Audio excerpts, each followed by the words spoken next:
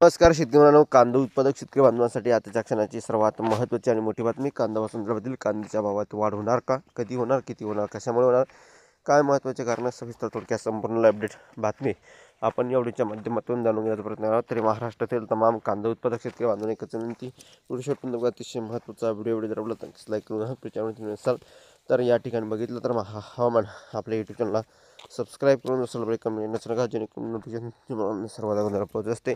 साधारण सुरुवात करतो आहे. जसं की तुम्ही या ठिकाणी बघत आहात, अत्यंत महत्त्वाचे अपडेट आहे कांदा शेतकरी बांधवांसाठी.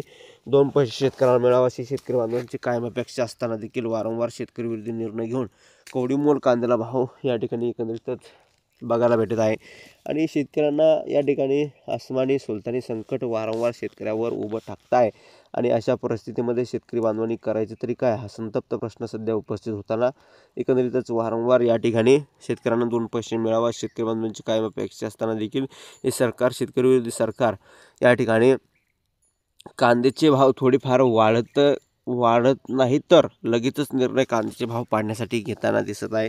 आणि हे आताची परिस्थिती नाही, गेल्या कित्येक वर्षापासून हीच परिस्थिती आहे. 10 वर्षापूर्वी कांद्याला जे भाव होते तेच भाव आहे. परंतु 10 वर्षाला पूर्वी अगोदर जे काही कांद्याला बियाण्यासाठी जे काही भाव होता किंवा खतं, बियाणे, औषध फवारणीसाठी जो काही खर्च होता, मशागतीसाठी जो खर्च होता, तो या ठिकाणी 10 वर्षाच्या तुलनेने आज रोजी 5-10 पटीने वाढला. परंतु या ठिकाणी शेतकऱ्यांच्या कांद्याचा भाव, शेतकऱ्यांच्या मालाचा भाव, कांदाच नव्हे इतर कोणताही मालाचा भाव जैसे ते आहे. आणि तरीच देखील सरकार शेतकरी विरोधी निर्णय घेऊन आणखीनच भाव पाडण्याचं कारस्थान काम करताना दिसत आहे. आणि अशा परिस्थितीमध्ये नेमकं शेतकऱ्यांनी जगायचं की मरायचं ही वस्तुस्थिती आहे, परिस्थिती आहे.